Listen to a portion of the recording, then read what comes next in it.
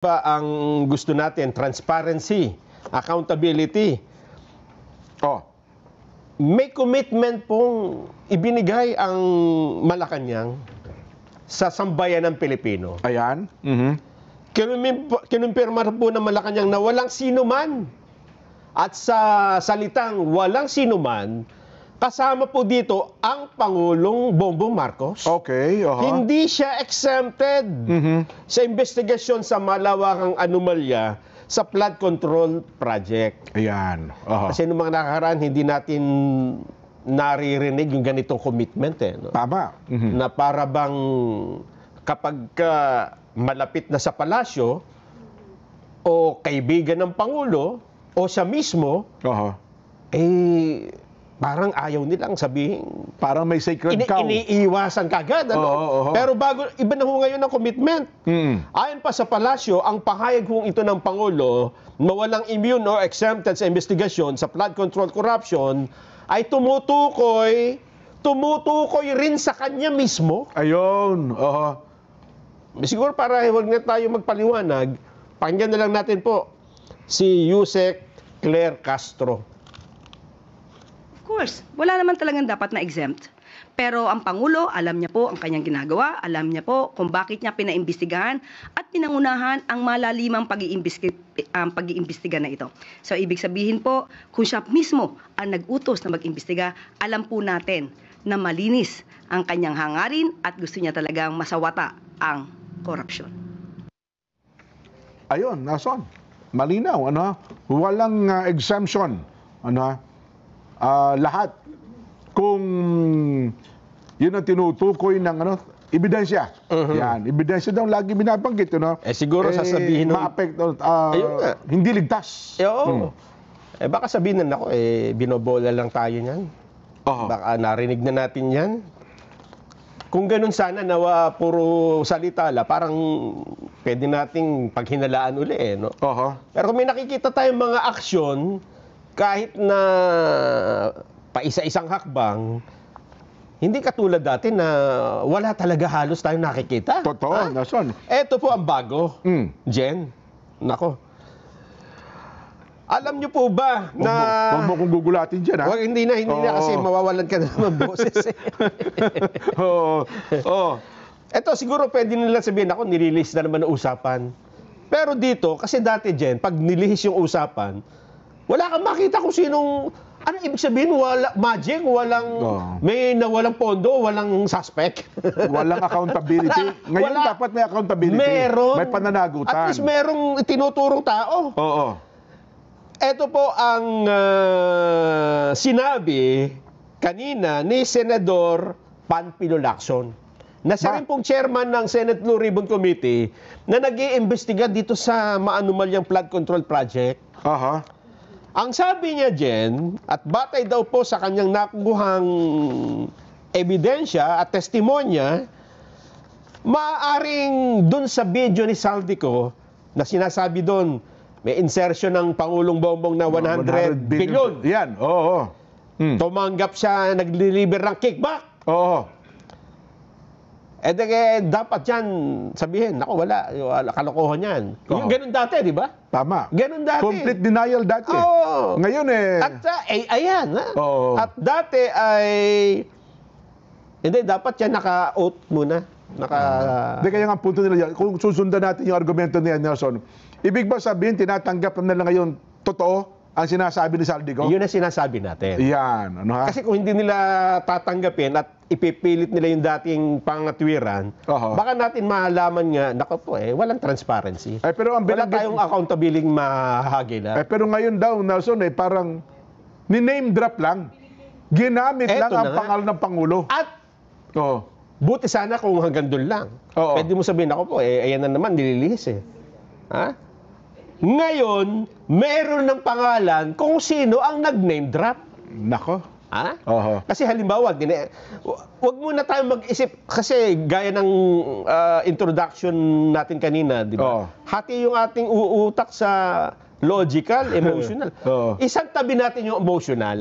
Yung emotion, wag muna natin pairalin. Yung logical thinking muna natin ang pairalin natin. Sige nga.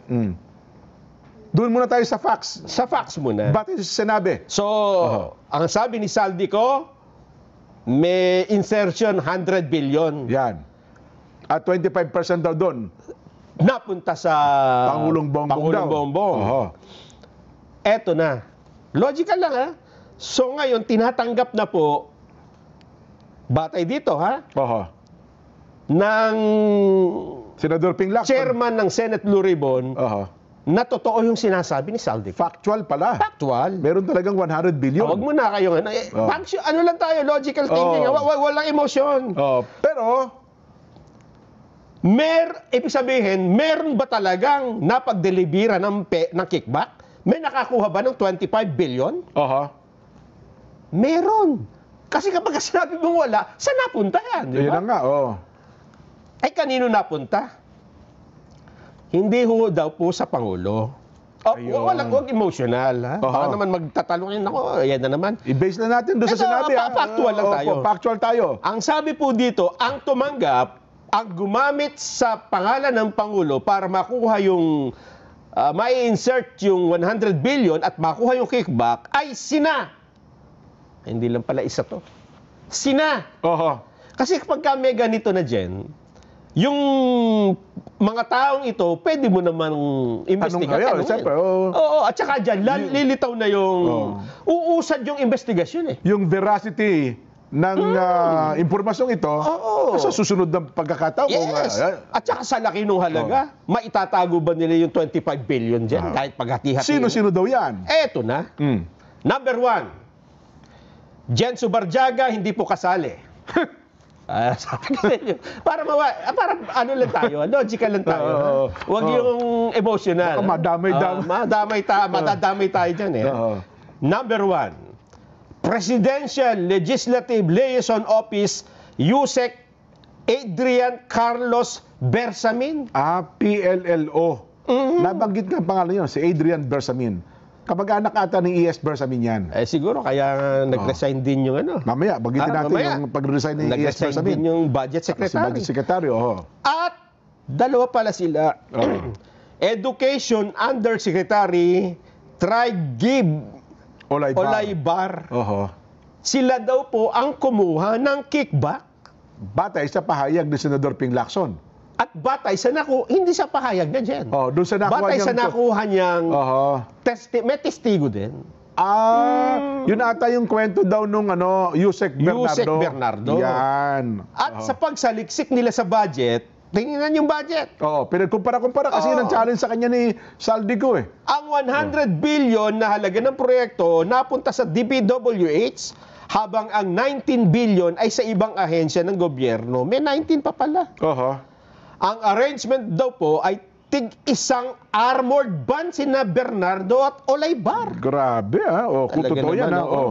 At mula sa van ni Bernardo, ang pera ay ililipat sa sasakyan ni Olaybar na nangyari sa parking basement ng isang hotel sa Maynila. So dito, Oho. hindi naman ito mali-maleta. Van. Isang armored van. Armored van na.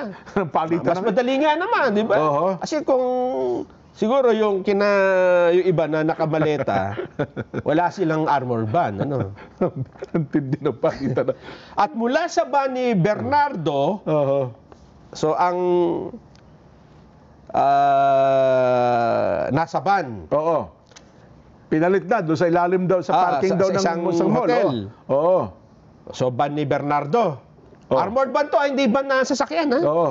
Ang pera ililipat sa sasakyan ni Olaybar Oo. sa parking basement ng isang hotel sa Maynila at mula sa van ni Bernardo pupunta sa van ni Olaybar habang nakapark sa basement ng isang hotel. Puro basement ang pinagpaparkingan ninyo, ha? Doon ang palitan eh. Ang pinakamalaking delivery niya ay nangyari nito lamang March 11. Ha? This year? Okay. Umabot sa 2 billion pesos para kay Yusek Olaybar. Talaga. Bukod pa raw yan sa 1 billion na diniliver kay dating DPWH Secretary Manuel Bunuan. Bako, pati pala yun. At meron ng malaking ito, development sa kaso, di ba? Ibig sabihin namin dito, mga babayan, kung hindi nag-rally, ng isang araw, 2 araw, kahit 3, 4, 5, lalabas kaya ito dyan? yun ang malaking wala namang Senate hearing, di ba? Oo nga, oo. Wala namang pinapatawag, wala Oo. namang... Ibig sabihin, may resulta po yung isinagawang rally. Oo. Na napupush sila ngayon. na napakapayapa. Oo. Di ba? Na magkaroon ng resulta sa ginagawa nila. Kasi yun ang panawagan eh. Na Transparency and taong bayan. accountability eh. At Oo. ako po, si Jen, at ang palatuntunan ito, ay sabihin na nating nagpapasalamat sa pamahalaan. Oo. Sa pagdinig. Kasi yun naman ang isinisigaw dun sa rally. Totoo. Dinggin ng pamahalaan ang isinisigaw na transparency. Ipakita. Saan na pupunta ang investigasyon? Ito, pinakita na po. Hindi man direkta, Nelson. Siyempre, alam mo naman, gobyerno, at saka yung mga hindi man direkta, sige po, hindi na natin hintayin ganun, pero sa aksyon at mga ginagawa po nila, mukhang yun ang direksyon na pinupuntahan nila ngayon, Nelson. Kasi nga, sawa Diba? na tayo sa pangako dyan. Oo. Kasi kapag sinasabi nila, ito ang gagawin, hindi naman nangyayari. Oo. Ngayon, bukod sa sinabi, ito ang commitment, may pangyayari po. At nauna pa dyan, Nelson, idugtong ko na, ay bukod pa dyan, sa mga binabanggit mo dyan, mas nauna to, bandang hapon nata ito kahapon. Kahapon. Opo. Kinumpirma na rin po ng Pangulong Bongbong Marcos na tinatanggap niya ang pagbibitiw,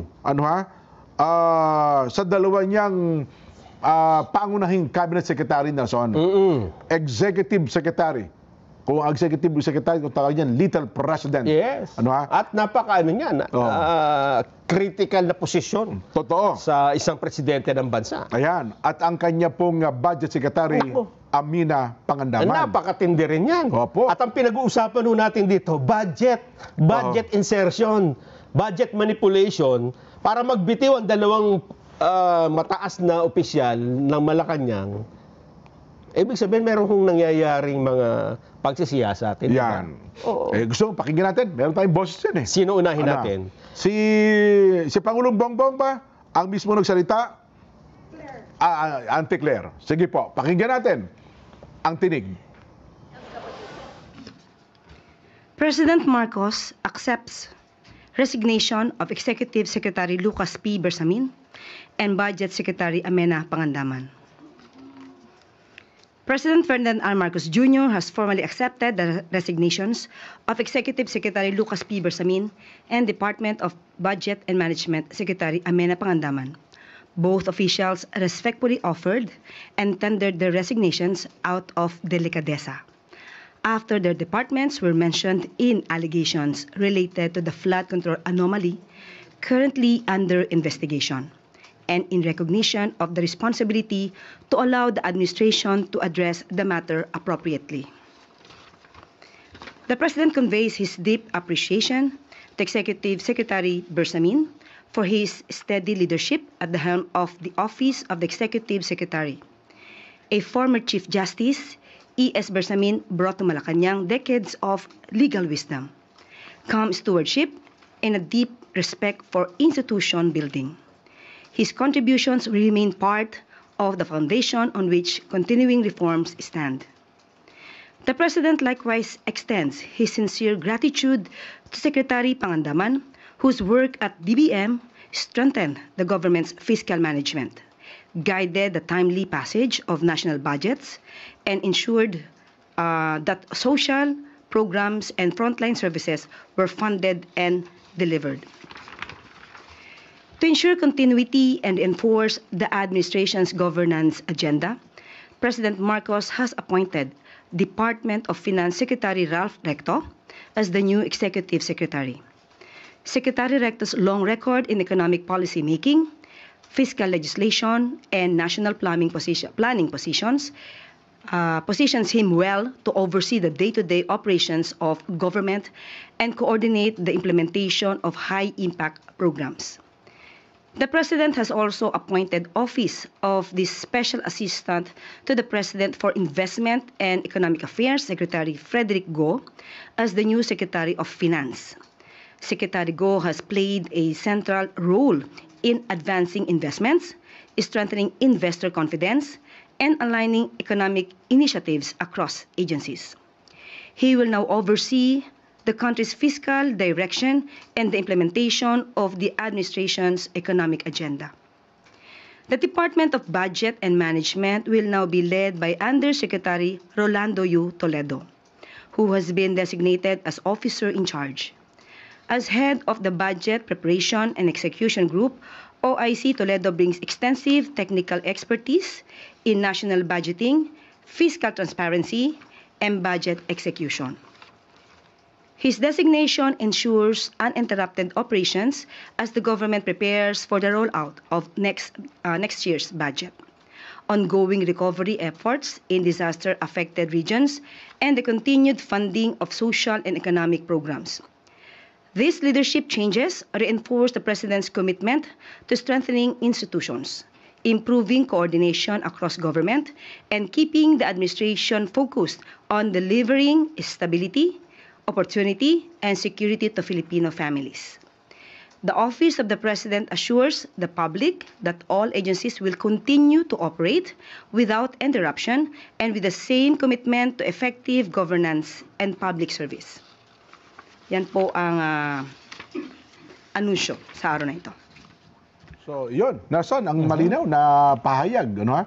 At ang balita natin yan ay taos-puso namang pinasalamatan ng Pangulong Bongbong, sina E.S. Bersamin, saka Secretary Amina Pangandaman.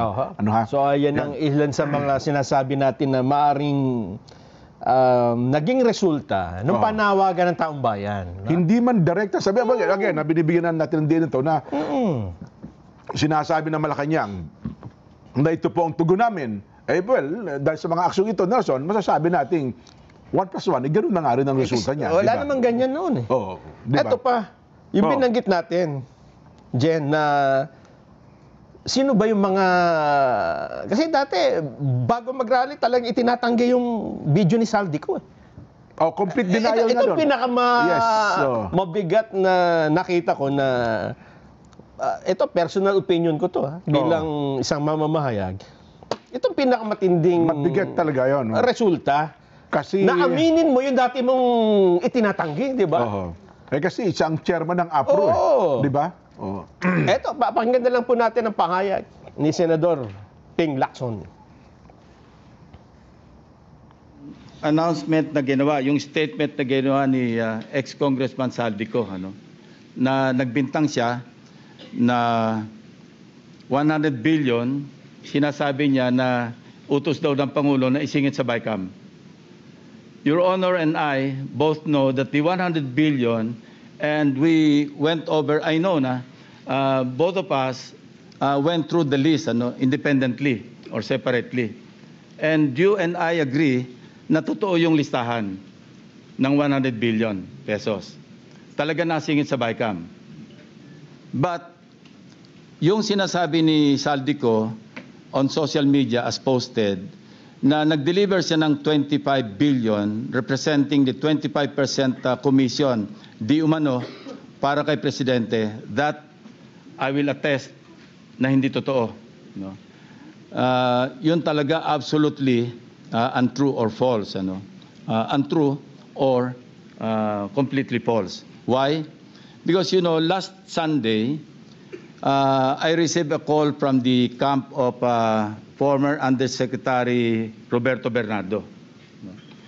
Ang sinasabi niya, noong nakita niya si Saldico sa social media na nagsasabing merong 100 billion di umano inutos ng Pangulo na isingit sa BICAM, napag-alaman ko from Undersecretary Bernardo na may mga tao sa Malacanang, not the President, not authorized by the President, who misrepresented him. I will name some of them. Undersecretary Adrian Bersamin. He name-dropped the President, making Saldico believe na utos ng Pangulo na ipasok sa BICAM yung insertions na 100 billion. Now, Yusek Traigib Olaybar.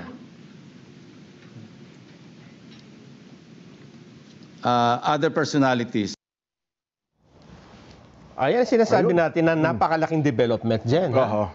Ilang bagay eh. Una, dati, hindi AI si Saldico, video. Oh. So tinatanggap nila totoo na yun. Totoo. Totoo na yun. Oo.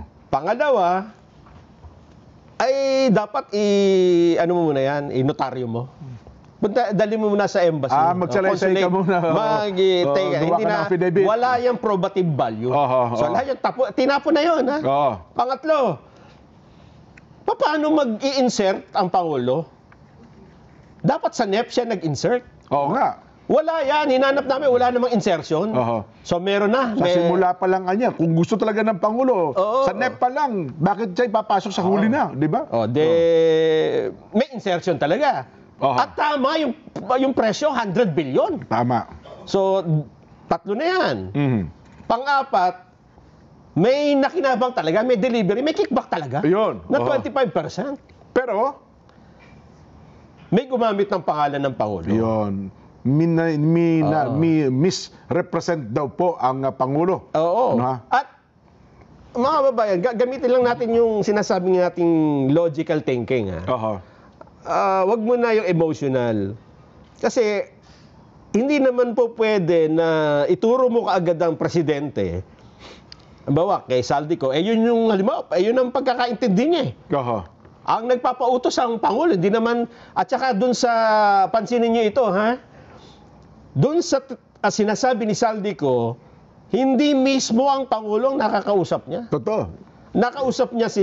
Yung Adrian nga, di ba? Oo. Tumawag pa nga raw sa Sino kanya sa pa? pamamagitan ni Amina Pangandaman, Oo. Secretary Pangandaman, no? Ibig sabihin, Pero yung tri-give, hindi nabanggit ni Saldi, no? parang nabanggit din. Nabanggit din ba yung tri-give? Hindi ko na matandaan eh. Oo. Pero, ang to cut the story short, wala siyang direct na conversation Pakikipag-usap sa Pangulo mismo. o personal knowledge na si Pangulong Bongbong mismo ang nag-utos. Hindi ba? Sabi lang niya, alam na ng Pangulo yan. Mayroong mga ganung statement. Kahit ang naman, utos daw ng hari ay hari. Gano'n, kung minsan dyan, nabibiktima rin tayo ng ganyan, di ba? Totoo. Sabi mo, eto, umuutang si Jen. Oo. Minsan nakautang sa akin dyan, 20K eh. Akala ko kasi ikaw. Ginamit pangalan ko? Ginamit pangalan mo. Di ba, abanuhan Bayaran ko mo ko mamaya. Abanuhan ko na. May mga ganyan tao talaga. Totoo. Ay lalo ito, mga opisyal ng bayan ito. Imbis, sa hali, maliban na lang na meron talagang matibay na ebidensya na magsasabing, kausap ko yung presidente. Ayan. Siya talaga ang nag-utos niyan. Sa ngayon po, gamitin muna natin yung logical thinking kung ano talaga yung ebidensya. Doon muna tayo, di ba? Totoo. Kasi naghihingi tayo ng transparency, accountability. Ayun na nga po yung mga tao. Ang hihintayin natin ngayon dyan, ano naman ang sagot nung Adrian Bersamin at saka ni Yusek Traigib Olaibar. Dahil tinuturo sila ni Yusek Bernardo. Batay sa pahayag ni Senador Pampilo-Ping Lacson. Di ba? At ito ay galing kay Saldico. Ibig sabihin mga babayan, totoo yung video ni Saldico. At yun ay batay sa kanyang pagkakaalam. Di ba? Malinaw. Kaya effective yung panawagan. Malinaw. Transparency. Accountability. So, ang tanong natin ngayon dyan, yung accountability, at ngayon nga, sabi mo kayo na, nagsampa na ng kaukulang kaso. Doon naman sa iba pa mga kaso. tao. First batch pa lang daw po First yun. batch pa yan.